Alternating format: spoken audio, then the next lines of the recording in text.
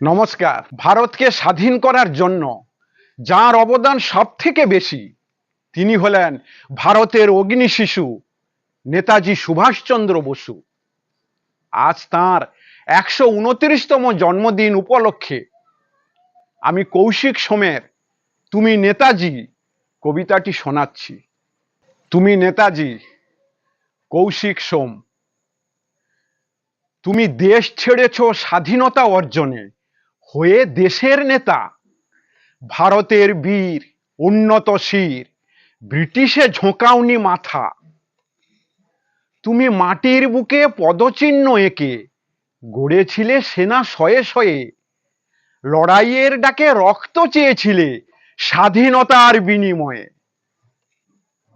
তুমি নেতাজি, অগ্নি শিশু, ভারতের গর্ব। তুমি নেতাজি, স্বাধীনতার নাম, বিশ্বাসের স্বর্গ। তুমি অন্যায়ের বিরুদ্ধে গর্জে উঠেছ, দিয়ে রণহুঙ্কার। শিরদাঁড়া সোজায় বাঁচতে শিখিয়েছ, ছিনিয়ে নিতে অধিকার।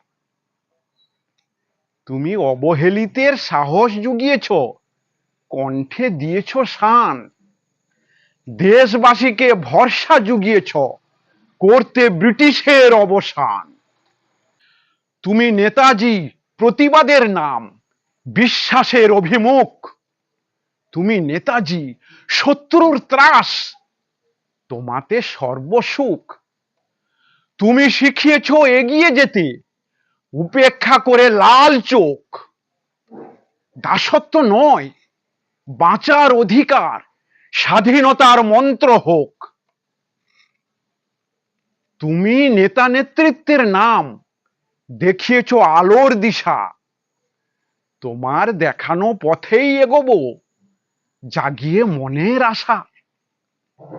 তুমি নেতাজি, ভরসা জোগানো নতুন দিনের রবি।